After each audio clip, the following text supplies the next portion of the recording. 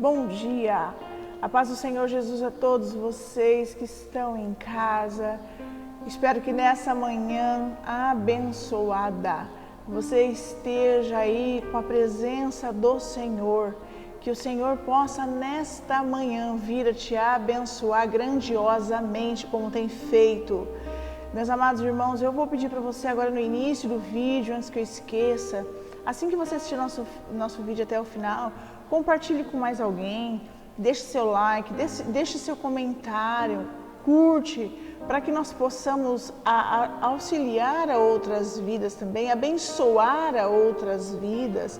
É muito interessante quando nós estamos discorrendo um trabalho, a palavra do Senhor, estamos sendo usados para aquilo que é propósito do Senhor falar aos nossos corações.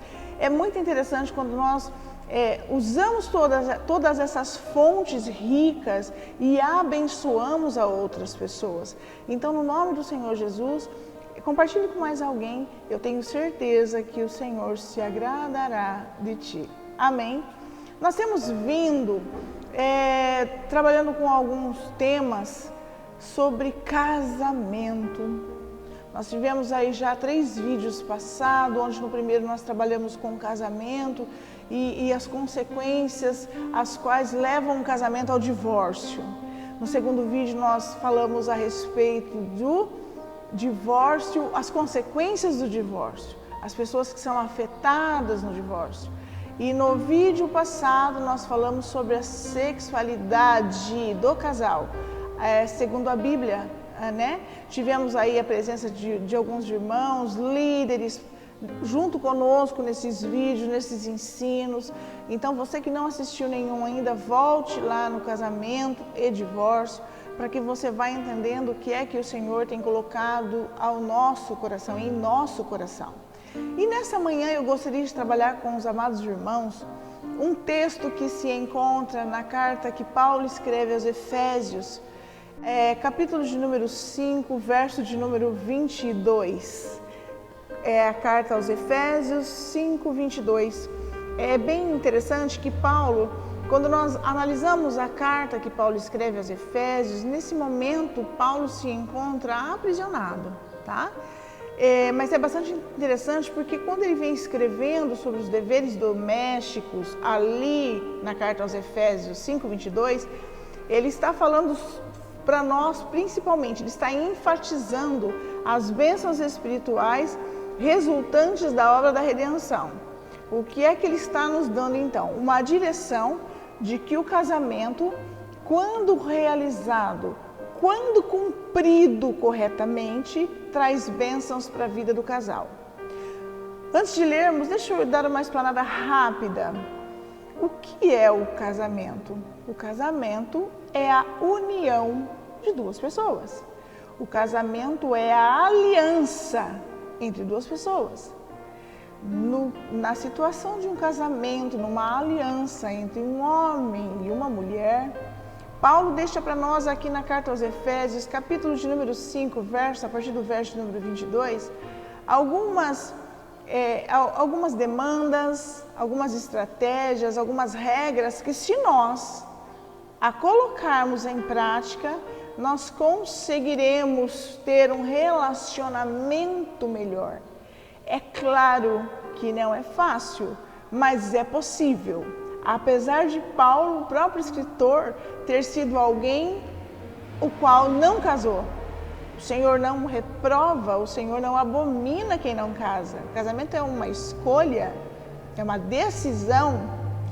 O que o Senhor espera é que, após ser feito essa escolha, se mantenha até o fim. Então, que isso fique bem claro para nós. Em vídeos passados, eu disse a respeito do sacerdócio de pessoas as quais exercem, e com isso vem regras contra o casamento.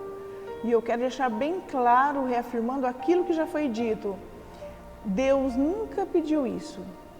Deus deixa o homem na liberdade e em escolha. Eu acredito que uma pessoa, quando ela se dispõe a servir ao Senhor e a abdicar e renunciar o relacionamento a dois, que é o casamento, uma aliança, é muito mais fácil você servir ao Senhor. Digo isso com autoridade de causa. Apesar de que eu sou casada, tenho filhos, mas eu sei de como é o meu dia a dia para eu conseguir atrelar, anelar a minha vida ministerial, a minha vida pessoal, eu comigo mesma, a minha vida com a minha família, com o meu trabalho e com todas as funções que eu tenho com a Igreja de Cristo, sendo a Igreja do Senhor. Não é fácil. Então eu já digo desde já, a aliança do casamento é um projeto do Senhor. A Bíblia diz que não é bom que o homem viva só. Existem pessoas que não são casadas e não vivem só. Mas esse não é bom que o homem não viva só foi quando ele decidiu dar para o homem um presente, que era alguém o qual ele podia coabitar e a partir daquele momento andar juntos num só propósito. Qual é a questão primordial, o problema maior que nós encontramos hoje? É que casamentos, muitas vezes quando não instruídos, vão acontecendo alguns pormenores, muitas das vezes nós deixamos desapercebidos e quando percebemos já virou uma bola de neve tão grandiosa, um desgaste, um cansaço, onde muitos dizem, chega, daqui em diante eu não vou mais, eu não quero continuar. Mas eu gostaria de meditar com vocês nessa manhã sobre essa carta aos Efésios 5:22.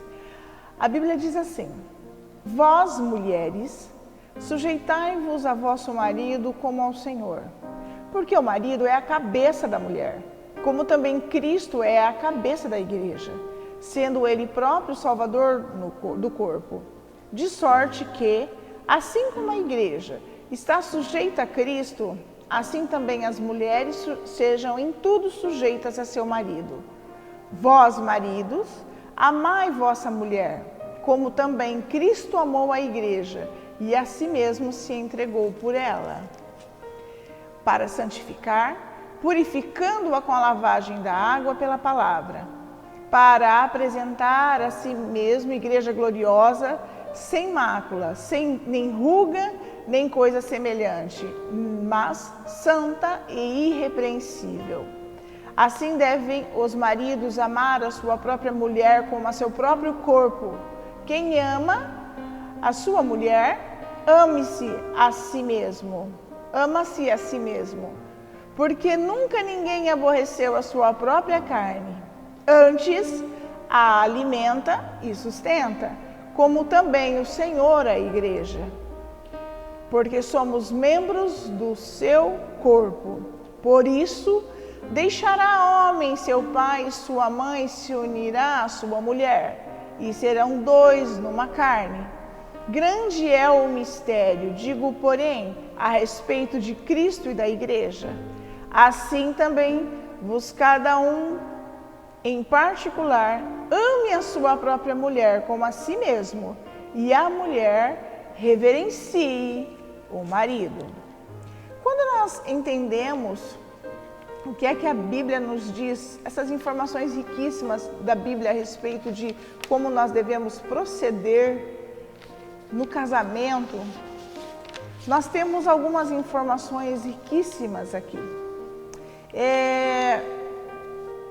Eu resolvi fazer, no decorrer desses dias, uma pesquisa. Eu tenho um grupo de transmissão nos meus contatos, minha rede social, e eu resolvi lançar a seguinte pergunta, que aqueles os quais quisessem responder, ficariam na liberdade de escolher responder ou não, mas a pergunta era a seguinte: qual é a razão principal que te leva a casar? O que é que você espera do casamento, no casamento? Amados, foi interessantíssimo, porque eu recebi as mais diferentes respostas possíveis. Eu entrevistei crianças acima de 12 anos.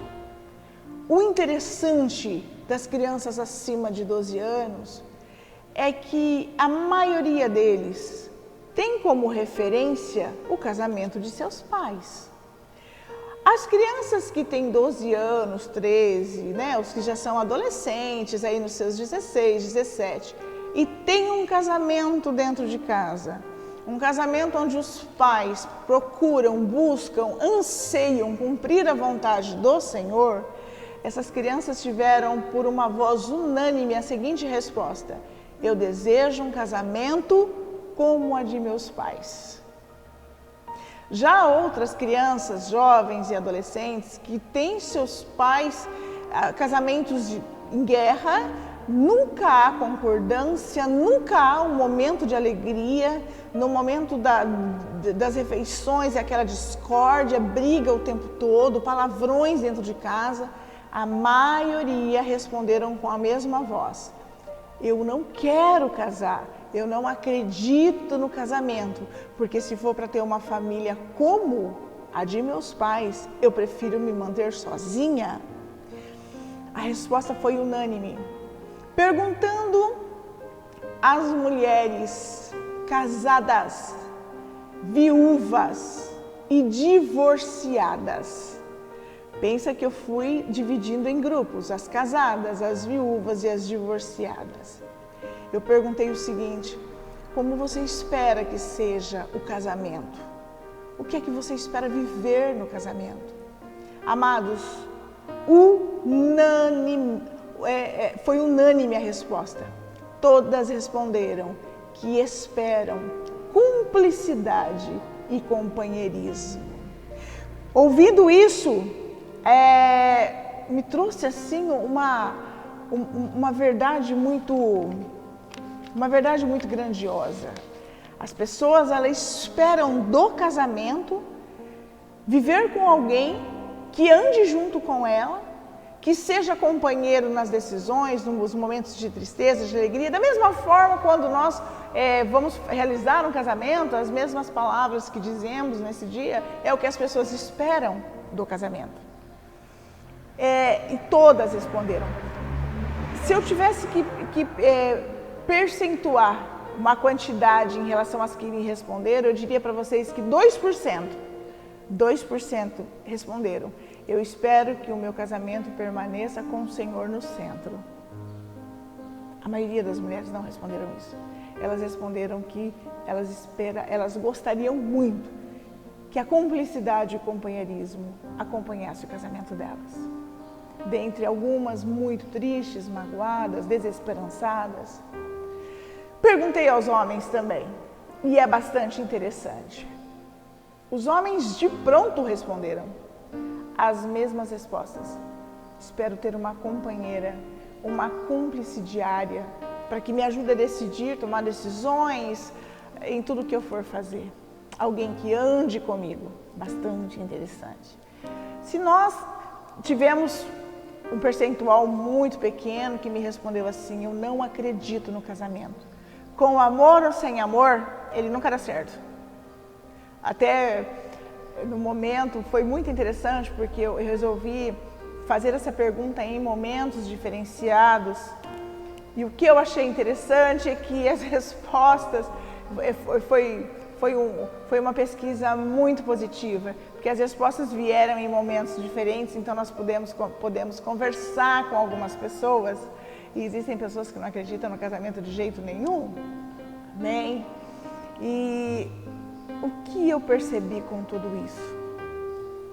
Que uma pessoa, quando ela vai para o casamento, ela espera algo do casamento, ela espera algo da pessoa que está com ela.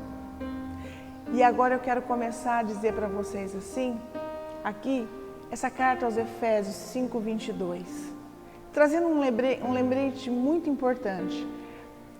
O Evangelho de Mateus, capítulo 19, verso número 6, ele diz assim, assim, eles já não são dois, mas sim uma só carne. Portanto, o que Deus uniu, ninguém separe. Esse versículo é algo que tem que estar nos nossos corações para que a gente possa entender esse processo, esse projeto de amor. Quando nós entendemos essa carta que Paulo escreve aos Efésios, no capítulo de número 5, a partir do verso de número 22, começando ali diz assim: vós mulheres, sujeitai-vos a vosso marido como ao Senhor, porque o marido é a cabeça da mulher, como também Cristo é a cabeça da igreja, sendo ele próprio o salvador do corpo. Há uns intérpretes terrenos, humanos, que entendem esse versículo, mas de uma forma que só o beneficie.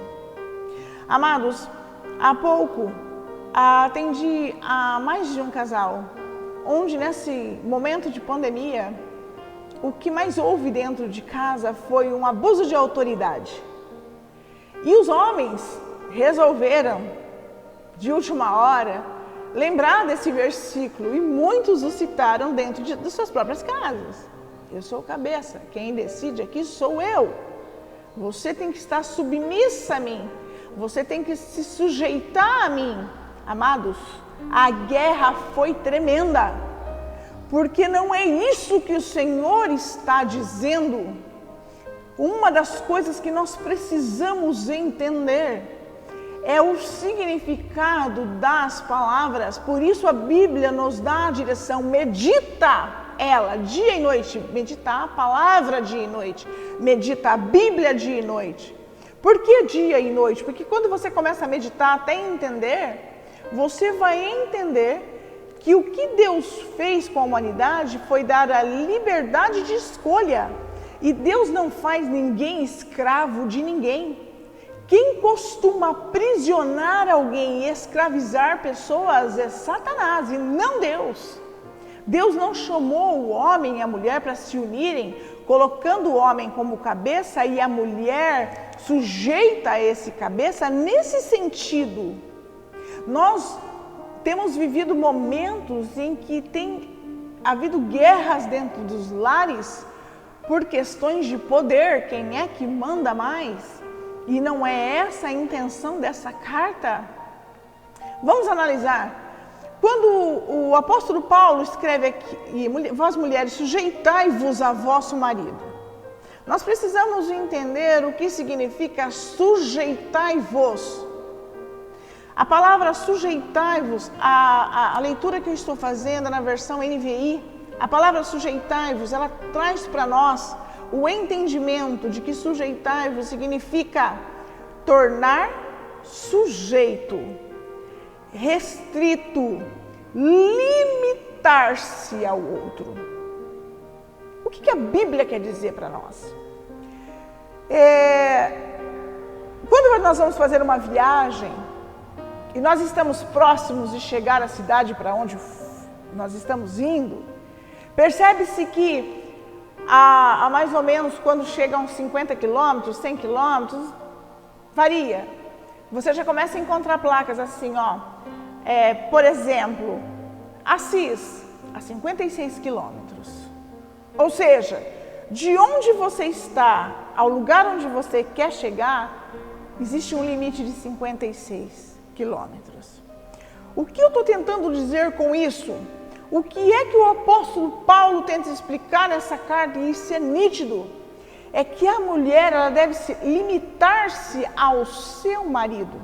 O que nós temos hoje é uma concorrência entre homens e mulheres no casamento, onde muitas vezes o marido não é o limite para a esposa. Ela não se sujeita a ele. Se sujeitar, estar no limite, é você se submeter ao seu marido no limite que lhe é dado. A mulher hoje em dia, ela não quer saber de limitação. Ela está hoje com uma visão, ela está num mundo visionário de conquista, ultrapassando limites. E quando nós vamos para um relacionamento matrimonial, a Bíblia não permite. O avanço dos limites só é válido no casamento quando é para a melhora humana e a alegria e unidade do casal. Porque como nós lemos em Mateus, já não são dois, agora é um só. Então o meu marido é o meu limite. Limite de quê? Limite das minhas decisões, limite dos lugares com os quais eu quero ir. Tem que haver concordância, tem que haver um relacionamento onde há uma conversação, onde ambos chegam junto a uma decisão. Por quê? Porque quando o casal ele anda cada um para uma direção, o que é que acontece? Um não sabe os lugares onde o outro está indo, não há entendimento entre o casal. E aí geram crises e situações terríveis. O sujeitar-vos, essa liberdade, esse limite que o apóstolo escreve a respeito de casamento é o seguinte: antes, quando você era solteiro, você era livre. Por exemplo, vou dormir 6 horas da tarde. Quero dormir, você pode dormir. Quero assistir um filme e hoje eu vou começar a assistir meia-noite. Tudo bem. Eu quero fazer academia. E cada dia eu vou num horário. Você é livre. Você não precisa, além de seus pais, da sua casa, é claro, dar a satisfação de ir. Você que já tem uma maior idade, você pode decidir por si próprio. No casamento, 6 horas da tarde é difícil, porque meu esposo pode chegar a qualquer momento, meus filhos têm fome, cansado ou não, eu preciso cozinhar. Tem responsabilidades que me limitam a fazer o que eu quero. Já não é mais agora na liberdade, porque a minha liberdade está em favorecer o outro. O que há de maior erro no relacionamento matrimonial é que as pessoas já não se sujeitam à necessidade do outro, já não se sujeita ao limite do outro, ele não se atenta àquilo que é necessário no relacionamento. E aí o que começa a acontecer? Uma discordância. E olha, o apóstolo ainda escreve assim, sujeitar o vosso marido como ao Senhor. Por que como ao Senhor? Porque quando nós assumimos um relacionamento ao Senhor, dessa nova aliança a qual Jesus nos trouxe, quando nós nos limitamos a Ele, nós nos sujeitamos ao Senhor, vem uma dupla função. O que é que o apóstolo quer dizer? A partir do momento em que você se casou, existe uma dupla função. A mulher tem uma função e o esposo tem uma função. Caso essa dupla função cumpra o que se precisa, bênçãos espirituais virão sobre vocês. Quantas foram as vezes de tomadas de decisões minhas, meu marido nem sabia. E os maiores resultados foram negativos, a ponto de eu aprender a partilhar tudo. Mulheres autênticas precisam entender o processo matrimonial em Deus, com Deus. Já não sou mais somente eu. Essa liberdade, ela foi afastada de mim. A minha liberdade está no limite do meu esposo. Tem coisas que eu preciso entender ou não casar. O versículo de número 23 diz assim: porque o marido é a cabeça da mulher, como também Cristo é a cabeça da igreja, sendo ele próprio salvador da igreja. Olha, o salvador do corpo. O marido é a cabeça da mulher. Nós temos vamos ler o versículo 24. Diz assim: de sorte que assim como a igreja está sujeita a Cristo, assim também as mulheres sejam em tudo sujeitas ao seu marido. Quando nós entendemos sobre essa sujeição, esse estar sujeito, nós entendemos que desde a criação do homem e da mulher, Deus colocou limites. Deus trabalha com limites. Percebe-se que se nós entendermos, não precisaríamos do relógio para nos controlar. Saberíamos quando é noite, porque escurece, saberíamos quando é dia, porque clareia. Saberíamos pela posição do sol que horas são. Mas percebe que Deus, Ele já nos deu recursos de entendermos limite. Quando Deus criou Adão e Eva no Éden, No Éden, Deus já limitou Adão e Eva. Vocês comem de todas as árvores, mas aquela, no meio. Então tinha uma localização, tinha um lugar e havia um limite para Adão e Eva. Lá, aquela árvore não. O problema maior é que nós, seres humanos, estamos sempre querendo romper os limites, ultrapassar os limites. É como se fosse uma corrida desenfreada que nós precisássemos vencer a qualquer preço. E, amados, nós que somos de Cristo, não precisamos vencer a qualquer preço o que já foi vencido na cruz. O que nós precisamos é entender essa vitória que Jesus já conquistou por nós. E quando nós entendemos tudo isso, o nosso dia a dia vai ficando mais fácil. Uma outra característica que se tem no limite que Deus coloca é o excesso de velocidade. O excesso de velocidade com o qual maridos e mulheres andam dentro do seu próprio relacionamento. Meus amados, eu falo agora nesse momento, fazendo um adendo aqui para você que é líder ministerial. Eu já ouvi isso e eu já falei e eu pequei e pedi perdão por isso, por achar que você entende muito mais do que o teu cônjuge. Se Deus te uniu numa só carne, nós precisamos desenvolver a empatia verdadeira no nosso relacionamento sentimental, no nosso relacionamento matrimonial. Porque eu preciso entender que se eu correr demais, eu vou deixar o meu cônjuge para trás. E nós não fomos chamados para deixar o cônjuge para trás, fomos chamados para andar juntos, porque somos um só. Isso tem que estar dentro de nós, porque senão, meu amado, teu casamento está prestes a se acabar. Reflita nisso. Os limites trazem vida. Quando nós ultrapassamos os limites por um excesso de velocidade, de pressa, mulheres, eu falo com vocês nessa manhã. Você que corre demais, você que controla tudo, é muito difícil conviver com você. Percebe que quando nós ultrapassamos o limite permitido, velocidade permitida nesse lugar, 40 por hora, se você passa 60 e o radar capta, você paga uma multa. Tem muita gente pagando multa no teu relacionamento, na tua vida matrimonial, por um excesso de velocidade. Temos o hábito de achar, porque nos organizamos melhor, os nossos maridos chegam com tudo programado, sem muitas vezes perguntarmos a eles se é da vontade deles ou não. Meus amados, minhas amadas, nessa manhã, aprenda a perguntar qual é a vontade do teu esposo.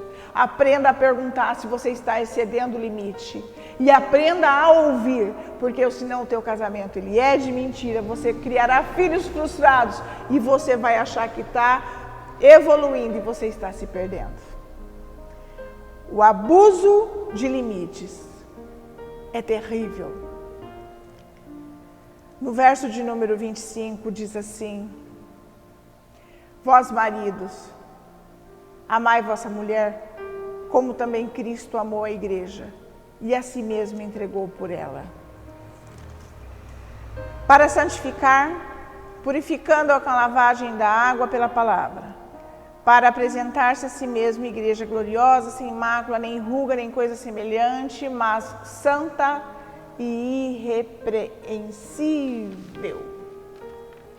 Quando nós entendemos tudo isso, nós entendemos algo que é muito poderoso sobre as nossas vidas.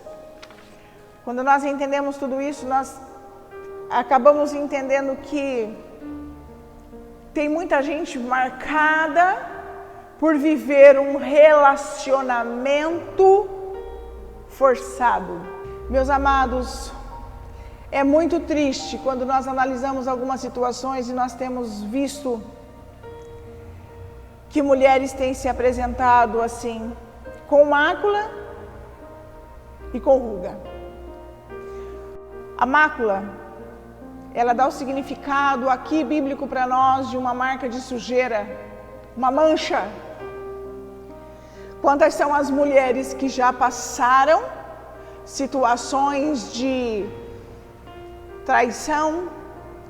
O marido que tem o hábito de olhar para todas as que passam na rua, mensagem às escondidas, meu amado, do Senhor nada fica em oculto, escondido, o Senhor vê a todos e a tudo. Quantas mulheres nós temos trabalhado que tem marcas em si de raiva, porque o marido nunca foi carinhoso o suficiente. Automaticamente, quantas mulheres carregam ruga, e não é a ruga da idade, porque nós sabemos que a mulher, com o passar do tempo, esse corpo, esse físico aqui, ele vai se deteriorando, e a ruga ela é imprescindível, mas nesse sentido, a ruga ela identifica as marcas que o tempo deixa, o cansaço de tentar formar a família com a verdade que é Cristo e não conseguir, porque a sua outra metade está com os olhos no mundo. Porque os homens muitas vezes, ou as mulheres mesmo no casamento, eu conheço homens que fazem de tudo para se manter casados com mulheres que se vestem para os outros homens. Tem mulheres que se vestem e dizem assim, mas eu posso, eu tenho um corpo que me permite isso. E quantos são os maridos que mal sabem que a sua esposa, por se vestir assim, está atrapalhando o relacionamento do outro?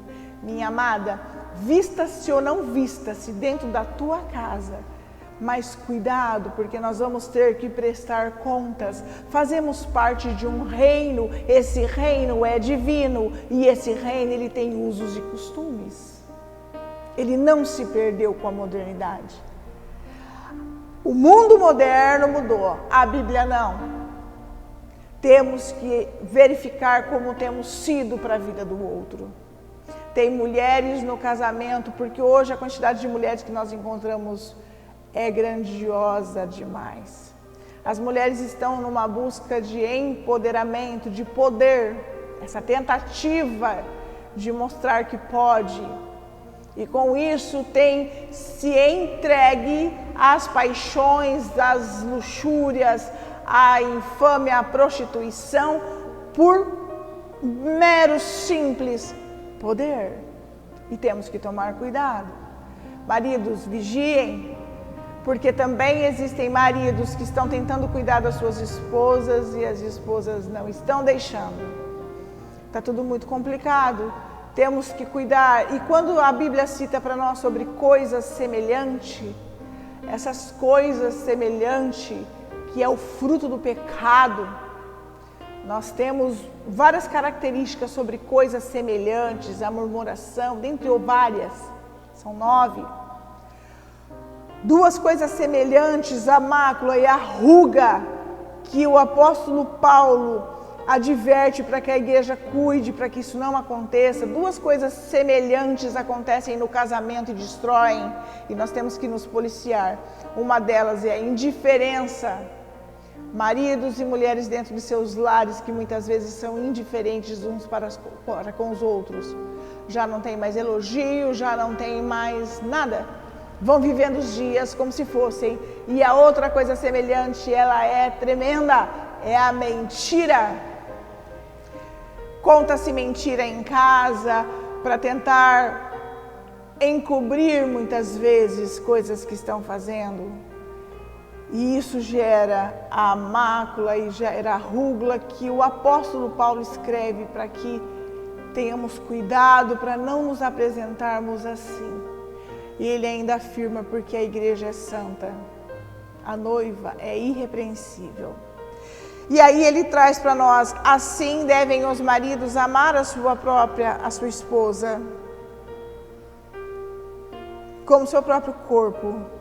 Quem ama a sua mulher, ama-se a si mesmo. Ele traz para nós ele traz para nós uma revelação muito interessante. O que é amar o seu corpo? O O 29 diz assim: porque nunca ninguém aborreceu a sua própria carne, antes a alimenta e sustenta, como também o Senhor a Cristo. Alimento para o corpo. O marido precisa ser com a esposa paciente, dar suporte, apoio. E quando nós entendemos, e ele diz aí, porque nunca ninguém aborreceu a sua própria carne, como é que você trata o teu corpo? Você toma banho de qualquer jeito? Quando você vai tomar banho e você pega uma bucha, você se esfrega de qualquer forma? Você costuma se machucar? Você costuma se ferir? O que o apóstolo está escrevendo aqui é que nós devemos cuidar no trato, no toque com o outro, do mesmo jeito que gostaríamos de ser tocado, que gostamos de ser tocado. Ou melhor, nós devemos tocar depois de ser casado. Quantos são os maridos que deitam em suas camas e esperam que a mulher se vista de uma forma tremenda, e ele fica deitado muitas vezes como se fosse o rei dos reis, esperando que a mulher haja como uma prostituta, para que ele venha se excitar e após esse momento, sim, coabitar. Rapidamente ele chega ao orgasmo, satisfaz a si mesmo, vira e dorme. Isso também acontece do homem para com a esposa. Quantas esposas esperam que o teu marido acaricie e diga coisas que ela nunca diz e empresta o corpo para ser usado? Meu amado, se policie, porque Deus vê todas as coisas. O sexo no casamento é uma bênção, e quando feito na mesma vontade e entendimento dos dois, a Bíblia diz que Deus abençoa com bênçãos espirituais. Pare de usar quem está do teu lado. Fica o dia inteiro na internet visualizando pessoas que estão vendendo seus corpos. Chega na tua casa e não tem o mesmo lá dentro. E muitas vezes você usa a pessoa com a qual você casou pensando em outros. Isso é pecado também. Você vai ser julgado e eu serei julgado e nós seremos julgados, caso assim fizermos. Vigia, porque o Senhor está à porta e bate, e essa porta vai fechar. O arrebatamento está às portas. Medite nisso nessa manhã. Uma outra situação tremenda é aqui no verso de número 31. Por isso deixará o homem, seu pai e sua mãe se unirá à sua mulher e serão dois numa carne. Meus amados, como nós temos uma juventude frouxa nos dias de hoje. Conhecem a parte que lhes interessa, seja o rapaz a moça o rapaz. A primeira pessoa que você tem que pôr no centro desse relacionamento é Deus, começar a orar ao Senhor, consagrar ao Senhor. Senhor, testifica de que essa é a pessoa que tu tens para mim. Os meus olhos te agradam, mas é o que vai me auxiliar no cumprimento do teu propósito. Porque, amados, quando eu fiz a pesquisa e as mulheres disseram que queriam um companheiro e um cúmplice, me preocupou, porque a maioria são mulheres frustradas, que ainda não entendem o fato dos seus maridos serem assim muitas vezes, porque vieram de um processo onde não sabiam o que é ser companheiro e onde não sabem como ser dois em um, né? De uma vez, eles não sabem, não tiveram esse tipo de ensino. E aí o rapaz começa a namorar a moça, e ao invés dele consultar o Senhor e fazer planos com a moça, começar a orar e conversar com a moça sobre seus planos, leva toda a situação para dentro da tua casa. E deixa com que o pai, a mãe, a família decida a sua área sentimental. O teu casamento já está começando errado. Porque na primeira hora que der uma briga após casado, você vai voltar para os seus pais, e não é isso que o Senhor espera. O Senhor espera que você volte a Ele, porque ali começa um novo projeto, um novo tempo. O homem precisa aprender a fazer, primeiro namora, conhece, noiva e começa a fazer seus planos com a tua futura esposa, e ali desenvolve-se um novo projeto, uma nova família. E a Bíblia é bem clara que primeiro você conhece. Ainda solteiro, deixa seu pai e sua mãe, ou seja, percebe bem que ainda solteiro, olha o que a Bíblia diz: por isso deixará o homem seu pai e sua mãe, e se unirá a uma mulher. Então, ele não vai primeiro casar para depois deixar seu pai e sua mãe, não. Ele vai começar a fazer planos antes de se casar com essa pessoa, aprender a conhecer essa pessoa, quais são seus costumes, quais são os seus pensamentos. Ele vai deixar o pai e a mãe, e deixar o pai e a mãe não é no sentido de abandonar. Ó, pai e mãe, agora eu tô aqui na sala, você não entra. Eu acho isso cúmulo do absurdo. Ó, agora eu vou assistir um filme, só eu e minha namorada na sala. Por favor, se possível, não entre lá. Meu amado, a casa é dos seus pais. Se liga, né? Então nós precisamos entender que o deixar pai e mãe é você começar a fazer projetos com a pessoa que você tem intenção de ter um matrimônio. O problema é quando você começa a fazer o projeto desde solteiro, pondo seus pais primeiro, no meio do teu relacionamento. Quando você casar, o teu pai e a tua mãe vai estar sempre dentro da tua casa opinando, e isso não vai dar certo. Por quê? Porque ali nasce um novo matrimônio, uma nova aliança, e o Senhor quer abençoar essa nova aliança. Amém? Uma outra situação que Cristo deixou, a Bíblia ainda relata, né? Porque Cristo deixou, e serão dois uma só carne. No 32 diz assim: grande é esse mistério, digo, porém, a respeito de Cristo e da igreja. Quando Cristo ainda era Jesus e vinha preparar uma noiva, vinha escolher uma noiva, Ele deixou a sua família, veio até a terra, e através dos evangelhos, ele fez toda a proposta de enlace matrimonial. Por isso que ele diz: eu vou, mas eu volto. A partir de agora, os requisitos para esse enlace matrimonial estão aqui nos evangelhos. Caso você queira cumprir, eu volto para te buscar, a minha noiva, sem mancha e sem ruga. Cristo fez isso. Amado, se você pretende ter um relacionamento matrimonial, está na hora de você fazer isso também. E já partindo para o encerramento, quando nós entendemos sobre o casamento, a Bíblia diz assim no verso número 33, assim também vós, cada um em particular, ame a sua própria mulher como a si mesmo, e a mulher reverencie o seu marido. Há uma história que saiu em uma revista já tem alguns anos, ela é verídica. Nessa história, conta-se a história de uma senhora. Essa senhora, ela foi casada por mais de 35 anos. E ela tinha um matrimônio bastante conturbado. Seu marido bebia. E essa mulher já estava acostumada a apanhar. Durante 35 anos os quais ela foi casada, ela sempre foi convertida ao Senhor.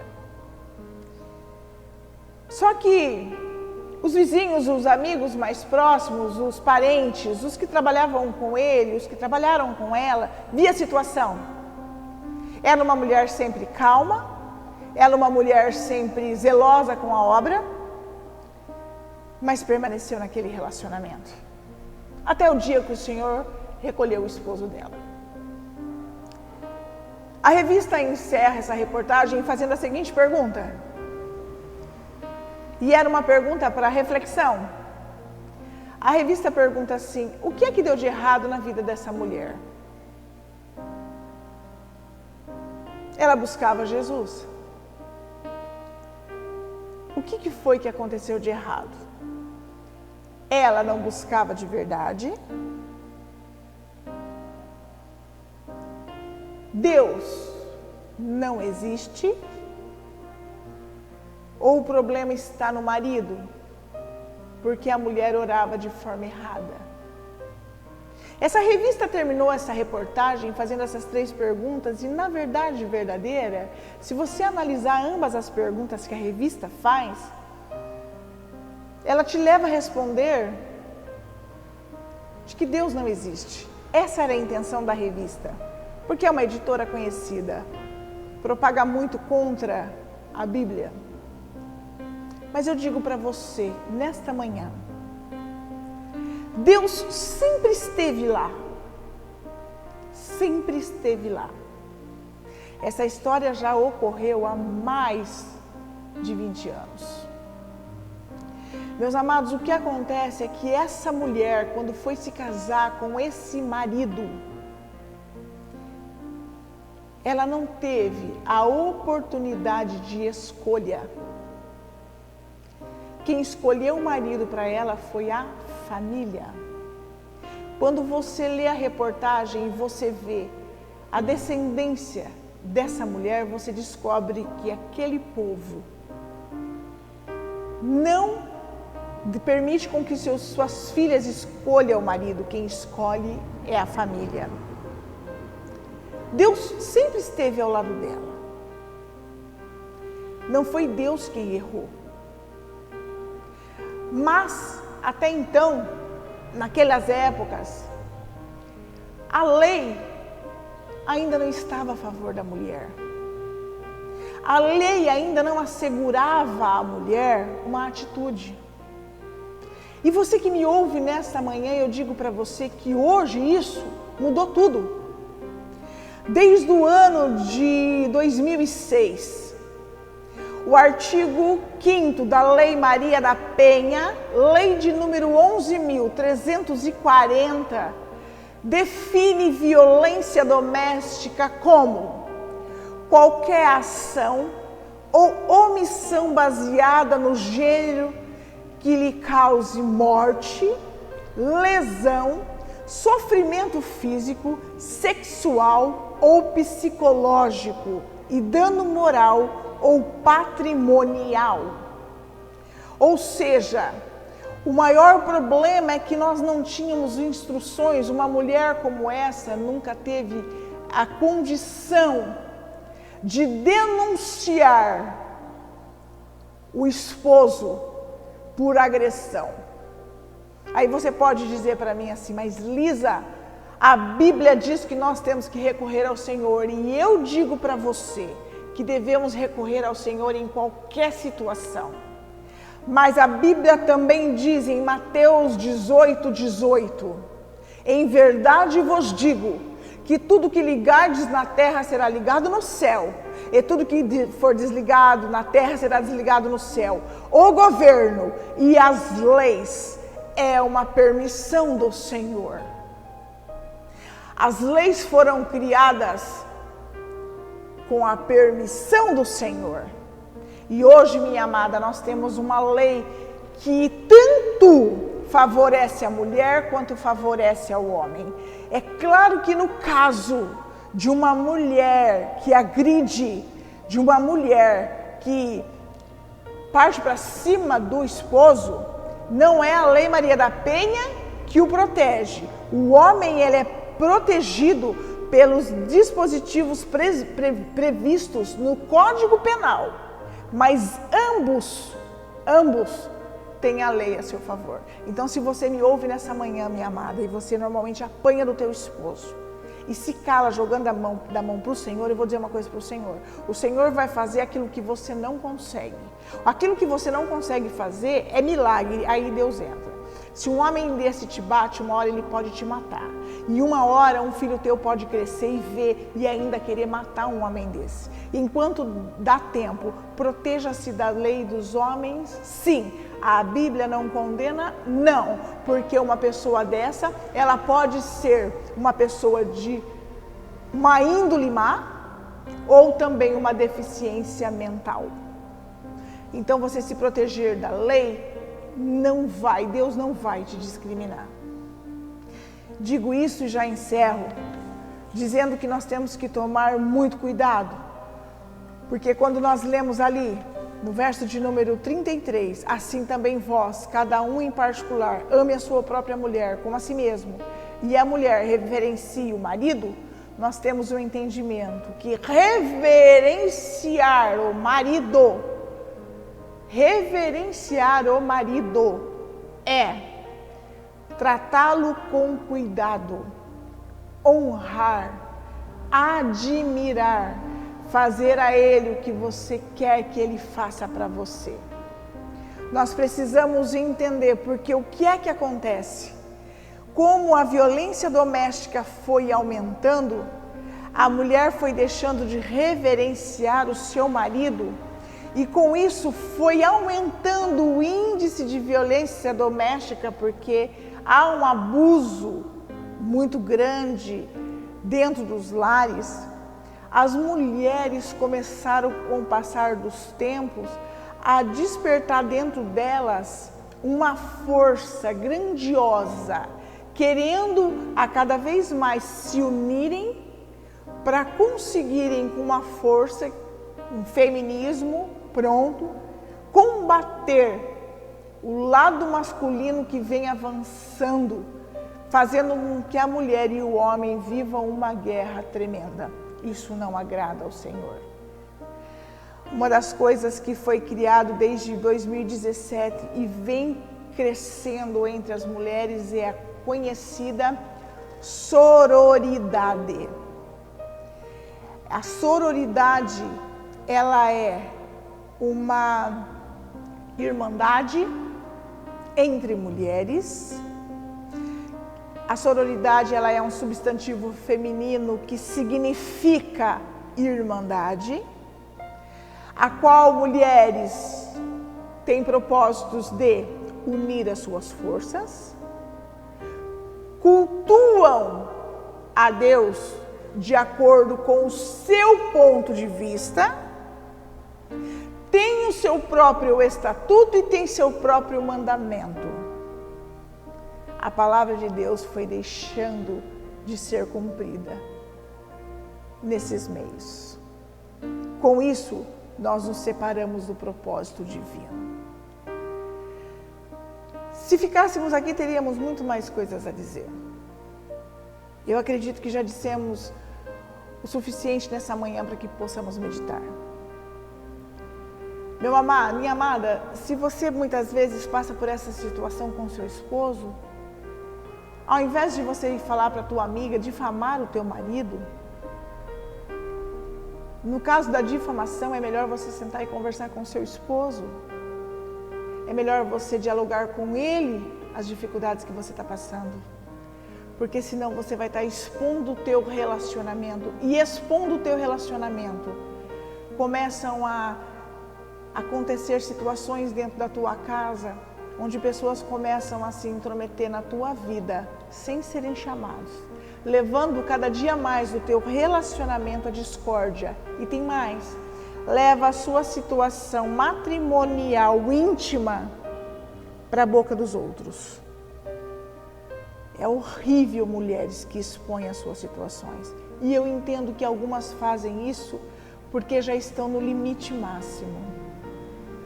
Maridos, se você é casado com uma mulher a qual você já não aguenta mais, porque ela tem um perfil desanimador, você vai para um lado, ela vai para o outro, o conselho que eu tenho para te dar nessa manhã, convida o Senhor para estar na tua casa, convida o Senhor para ser o centro do teu lar.